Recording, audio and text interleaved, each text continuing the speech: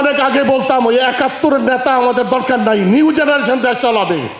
আমি অনেক সময় বলতাম বাসে গাড়িতে বলতাম যে দেখুন নতুন একটা জেনারেশন দেশ চালার দেশ ভালো হবে। এরা তো শুধু ৫০ সাল আর ৭১ সালে শুধু মারামারি কাটাকাটি করছে, মারামারি কাটাকাটি করে এরা অভ্যস্ত হয়ে গেছে, কথায় কথায় এরা মারামারি করে।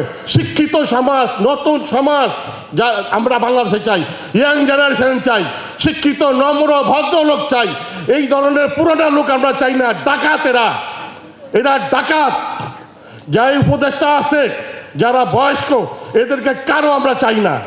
নতুন লোক দেশ চালাবে। এনসিপির কি বলে নাহি ইসলামকে বলছিলাম ১ তারিখে, বাবা তোমার দল তুমি শক্তিশালী করো।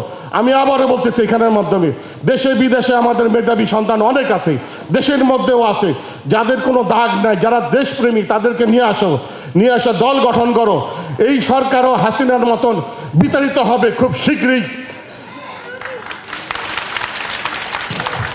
নতুন বাংলাদেশ নতুন করে চলবে। তারেক রহমান সাহেবকে বলছে আপনার বয়সটা মাঝামাঝি, আমার চেয়ে একটু কম আছে।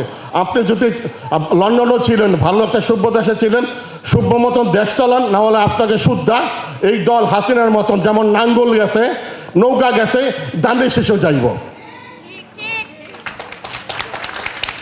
অতএব আপনাকে বুঝাইতে পারতেছি না, আপনি আজকে হয়তো আমার এগুলো যাবে অবশ্যই কানে। সোজা কথা, আপনি দেশ সুন্দর করে চালান, নতুন লোক নিয়ে আসেন। এই সমস্ত লোক দেয়া একটা আছে ফেরাউন, তাই না? দেখতে ফেরাউনের মতো মনে হয়, আইন শৃঙ্খলা যে চলায়, ওনার পুরোপুরি বললাম না, বুঝতেই পারছেন আপনারা সবাই। এই সমস্ত ফেরাউন নমরুদ দিয়া, তাই না, আবু জাহেল দিয়া দেশ চলবে না। এই সমস্ত পুরানো লোক আমরা চাই না, নতুন লোক চাই, নতুন লোক চাই।